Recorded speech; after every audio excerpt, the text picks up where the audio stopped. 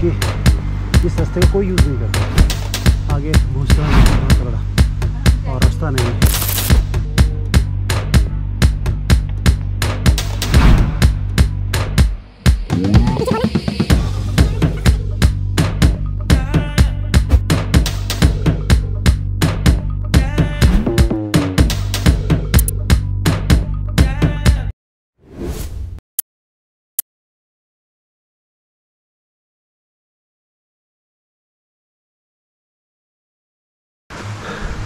नमस्कार साथियों, बहुत दिनों के पश्चात आप लोगों के सामने फिर एक बार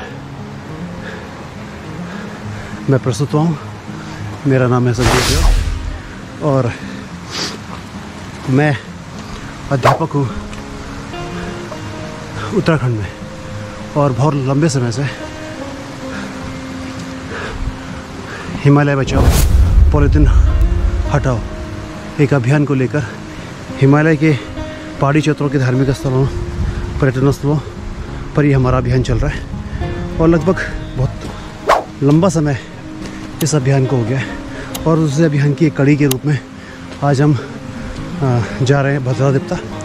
ये जो रास्ता है भद्रादेवता का, ये कोटी से जो भद्रा रास्ता जाता है उसके जस्ट बगल में एक गधेरा है। कभी 20 साल पहले मैं इससे कभी भद्रादेवता गया था। बहुत लंबा समय हो गया, 20 साल एक बहुत लंबा समय होता है। आज हम उसी रास्ते को फॉलो कर रहे हैं। गांव वालों ने हमें मना कर दिया है कि आगे बहुत ज़्यादा भूस्खलन है, आप नहीं जा पाएंगे। मगर सक्षम प्रशिक्षण संस्थान के जो जाबाज है वो उन्होंने बोला नहीं सर, इस बार फिर उस रास्ते को दोबारा हम दोहराते हैं। ये जो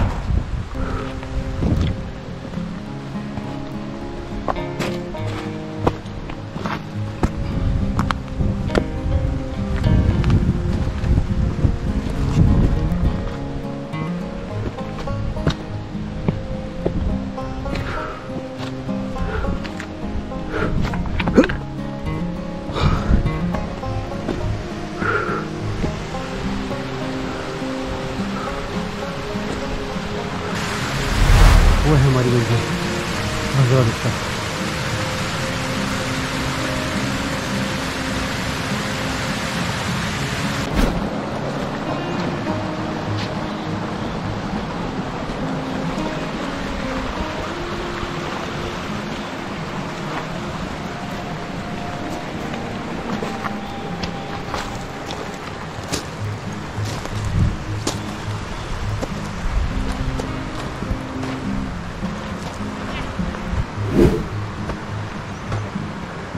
चढ़ाई एकदम तीखी होती है, खड़ी चढ़ाई। आपके सामने बैठे हैं सावन थापा, हमने बैठे हैं। ये जो सामने बैठे बिल्कुल ठीक सामने, ये सावन थापा है। और इनके भाई थे सागर थापा, वो इस समय आर्मी में, उस समय 9th में था। उसके साथ में, उस ग्रुप के साथ में 20 साल पहले मैंने ट्रैक किया था, इस रास्ते ट्रैक किया था। उस समय हम बहुत ज़्यादा लोग हुआ करते थे, कम से कम 30-35 लोग हुआ करते थे। मगर कोविड काल में इतने लोगों के साथ में ट्रैकिंग करना संभव नहीं है। तो एक छोटे ग्रुप के साथ में अपने अभियान को, हिमालय बचाओ पॉलीथीन हटाओ अभियान को की एक कड़ी के रूप में आज हमने ये प्रोग्राम किया है। और इस प्रोग्राम को लेकर मैं आपके सामने उपस्थित हुआ। इस प्रोग्राम का जो मुख्य उद्देश्य है वो उद्देश्य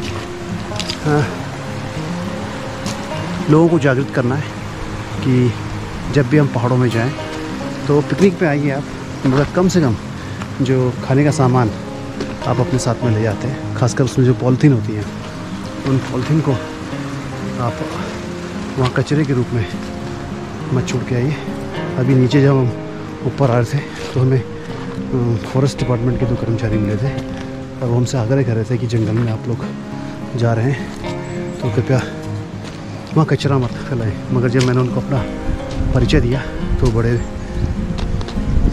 खुश हुए और बोला सर हाँ हमने सुना है कि इस प्रकार का अभियान किसी ग्रुप के द्वारा चलाया जा रहा है। तो साथियों ये टफ़ होता जा रहा है क्योंकि इस रास्ते को कोई यूज़ नहीं करता है, केवल भेड़ बकरी वाले थोड़ा आगे तक इसमें जाते हैं, ज़्यादा दूर तक नहीं जाते इसमें। बस ये आगे जाके जहाँ ये पाइपलाइन ख़त्म हो जाएगी उसके बाद में पूरा जंगल का रास्ता है। बीच बीच में मैं प्रकृति के जो मनोरम दृश्य हैं उनको आपको दिखाता चलूँगा।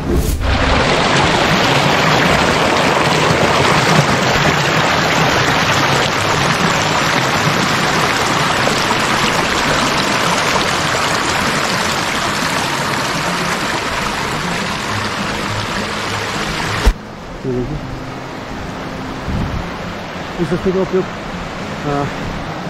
कोई नहीं करता है मेरे सिवा, केवल गांव वाले इक्का दुक्का जो लोग हैं जो चारे के लिए यहाँ आते हैं वही लोग इसका उपयोग करते हैं। बाकी ट्रैकर्स इसका यूज़ नहीं करते, इसीलिए ये अभी अछूता है और ठीक भी है क्योंकि बहुत ज़्यादा टफ है।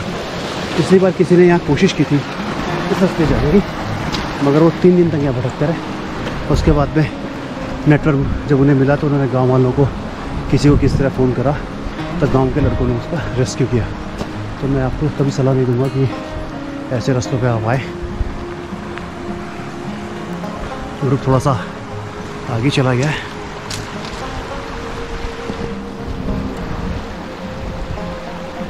चलिए मिलते हैं ब्रेक के बाद। आगे एक समस्या आ गई कि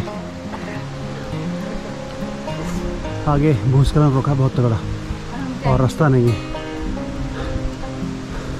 इसका मतलब गांव वाले सही कह रहे थे, क्यों? मगर होगा कैसे? हम रुक जाएंगे? नहीं जाएंगे। कैसे जाएंगे? हैं? हाँ भाई रास्ता तो है नहीं,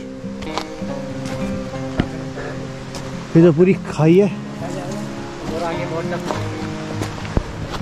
तो टफ क्या, तो बहुत टफ होता जा रहा है। ठीक है तो भूस्खलन हो रहा है, मगर कोशिश करते हैं, वरना अगर नहीं हो पाए तो हमें वहाँ टॉप पे जाना है। इस टॉप पे गाँव बादल बन रहे हैं।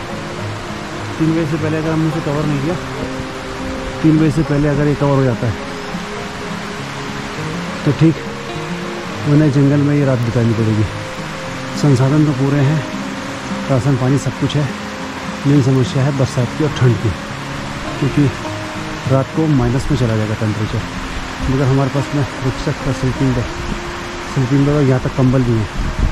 चलिए देखते हैं, मेरा पुराना अनुभव कहता है कि हम शायद इसे पार कर लेंगे। चलिए साथी मिलते हैं ब्रेक के बाद। क्या होता है, रेडी? चले चलो। ज़बरदस्त भूस्खलन हुआ है यहाँ इस बरसात में और पानी काफ़ी दब चुका है। टीम संघर्ष कर रही है रास्ता ढूंढने में, क्योंकि जैसे जैसे हम ऊपर की ओर बढ़ते जा रहे हैं हाइट बढ़ती जा रही है, रास्ता भी और सकरा होता जा रहा है। और मुझे लग रहा है कि गांव वालों ने कहा था कि आप लोगों को वापस आना पड़ेगा, रास्ता नहीं है। क्योंकि चैलेंज है, क्या 20 साल बाद हम इसे कर पाते हैं कि नहीं कर पाते हैं। ये देखिए क्या ज़बरदस्त भूस्खलन हुआ है, पूरा का पूरा पहाड़ आ गया। और ये अब रुकेगा नहीं, सालों 10 सालों ये इसी तरह गिरता रहेगा और ये पानी जो है दब जाएगा। ये पानी सारा का सारा अंडरग्राउंड हो जाएगा। हमें तब तक चलना है जब तक ये पानी ऊपर जाके ख़त्म नहीं होता, और वहीं जाकर हमें आगे जाने का सही रास्ता मिलेगा। अब पत्थर शुरू हो गए और इन पत्थरों पर संभल कर चलना होगा।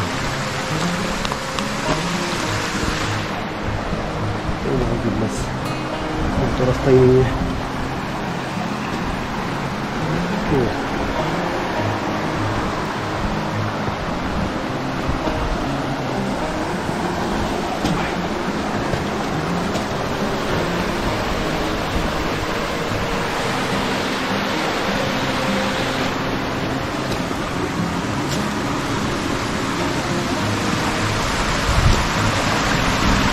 बड़े बड़े पेड़ जो थे ये इस भूस्खलन में आ गए। और देखिए नीचे बड़े बड़े एक पेड़ नीचे पक्का पड़ा। यह वीडियोग्राफी करना बड़ा दुष्कर हो चुका है। चलिए देखते हैं, मिलते हैं थोड़ी देर में।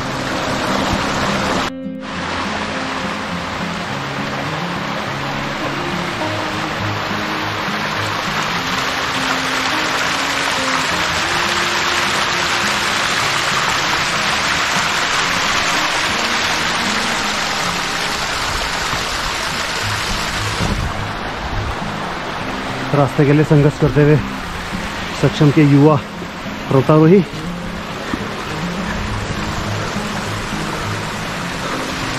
जैसे जैसे चढ़ाई बढ़ती जा रही है, नदी का जो मार्ग है वो सकरा होता चला जा रहा है।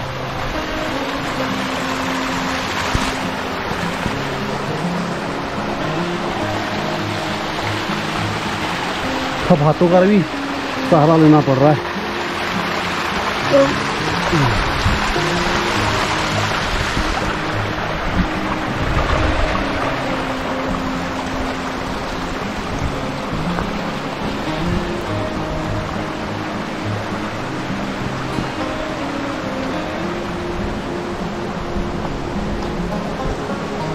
ओ भाई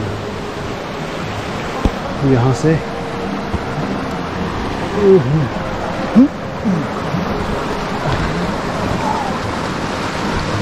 रास्ता ही नहीं है तो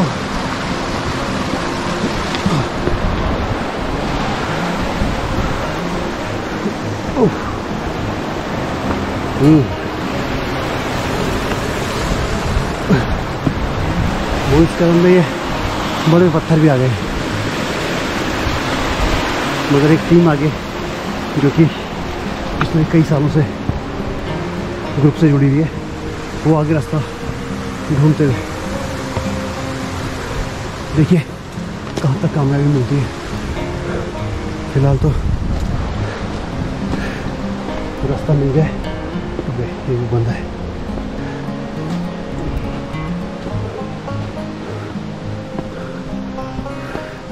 नहीं, यहाँ से नहीं हो पाएगा। चलिए कैमरा बंद करता हूँ पहले।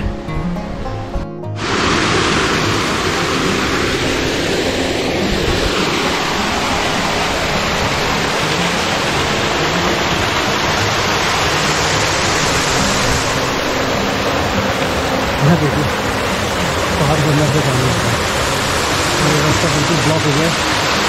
टीम ने एक बार मना कर दिया कि ऊपर रास्ता नहीं है, बस 15-20 मिनट और हम रास्ता भी चलेंगे, क्योंकि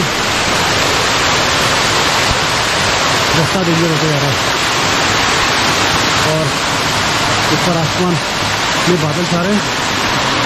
मैं बहुत ज़्यादा रिस्क नहीं लेना चाहता, केवल आधा घंटा और हम प्रयास करेंगे। अगर रास्ता मिल जाता है तो ठीक है, वरना विकल्प हमारे पास में है। जो मेन रास्ता जहाँ पे लोग जाते हैं उसी से हम लोग जाएंगे।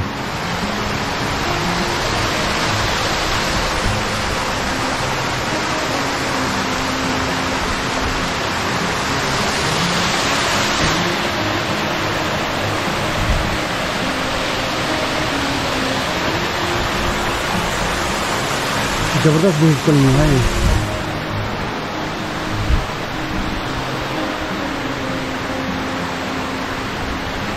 दो घंटे बाद यहाँ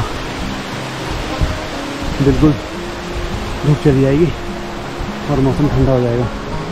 इसलिए मैं चाहता हूँ कि इससे पहले पहले